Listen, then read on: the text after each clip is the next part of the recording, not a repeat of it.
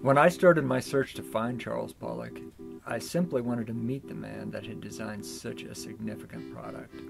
I wanted to hear his story.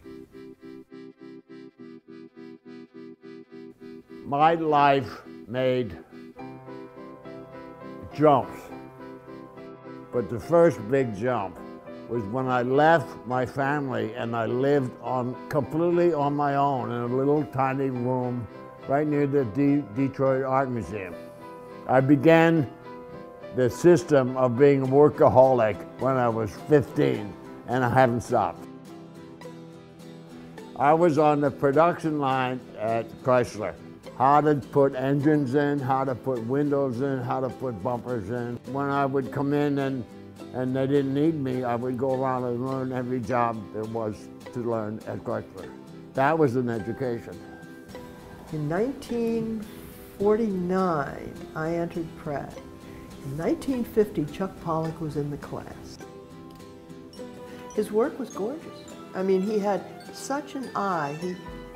He knew, I think he didn't have to take the course. By the time I went to the Nelson office, it was about 5 years after I had graduated. And I said, let's get George to hire Chuck Pollock. The thing that I recognized in Chuck was that he didn't care about what other people were doing. He didn't care. He did his own thing, but his own understanding was so great, it got to be pure. So he took this very fundamental industrial idea and made something beautiful. The original 657 was done on board. I just got in a cab and I picked it up, carried it up in the elevator, and I got off the elevator and I knocked Florence Snow down. So I found a studio. They had no electricity, so I crawled through the plumbing and stuff to the front of the building where this guy had a drugstore, and he stole his electricity and his heat. When the Pollock chair was introduced, it became an instant icon. It was such an exciting time in design.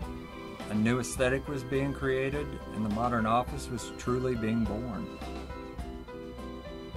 I designed the extrusion with two slots. One was for the plastic, and the other was for the upholstery.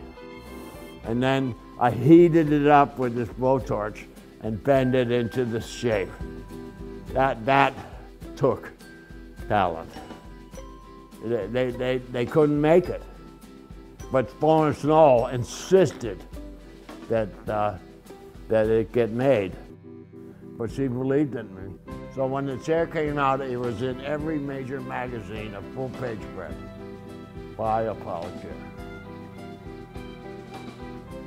I never imagined Charles would be willing and excited to do a new product after all these years.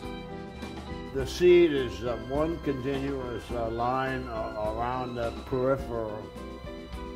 Then the rest of it is just legs that tilt in just the right angle to give it a flair. I think Chuck's thinking is timeless. And of course, no matter what time he's designing, if he lives to be 150, whatever he does is going to be something that people think was, just designed yesterday. But he's somebody for the centuries.